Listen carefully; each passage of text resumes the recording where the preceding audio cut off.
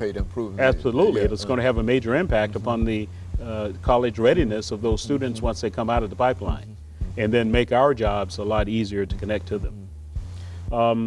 Also, there's some other developments in Tennessee. For example, the Lumina Foundation has put $1.2 million right in this state in a multi-year initiative to really attract adult students back to college, and also to revise higher education funding formulas. So that's one of the ways that we're going to help in terms of trying to realign the funding for the goals and objectives that we want to meet.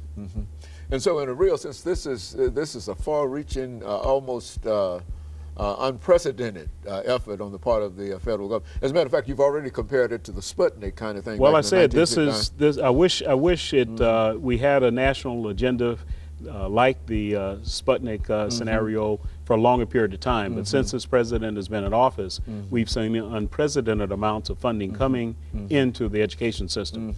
And so I do think that this is the right direction to take. Now another element in reference to this, Dr. Johnson, has to do with the Tennessee lottery. I mean, how is that system working at Tennessee State University? Well, you find that there can be some mixed results when you look at lottery. You have to be very careful about who contributes to the lottery purchases themselves, and I'm talking about what segment of our society. And normally those are going to be the segment that's going to have a lot of unmet need. And so the people that actually receive the funding, however, those that score very high in their high school curriculums and who test very well, don't necessarily come from that same population. That's exactly right. So you get some mismatches that way. So I've always advocated for having a little bit more need-based aid coming out of the lottery scholarships. You got to have both. You got to have some merit, but also you have to give some of the students that have unmet need an opportunity to compete for those funds as well. You know, Dr. Johnson, we've got about 3 minutes, and why don't you take an opportunity perhaps to say something in reference to students this morning, to re-emphasize something that everybody probably tries to do every day, to re-emphasize the importance of education, them working hard and et cetera. You know, just coming from you as the president of Tennessee State University. Every chance I get to talk to students and potential students of the university, I say over and over again that education is the single best investment that you can make towards your future.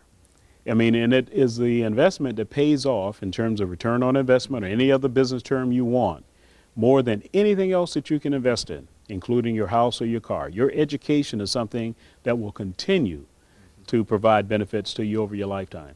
And so I say any means necessary, through grants, through scholarships, through loans, through any measure that you can to make education affordable to you, you should take advantage of it.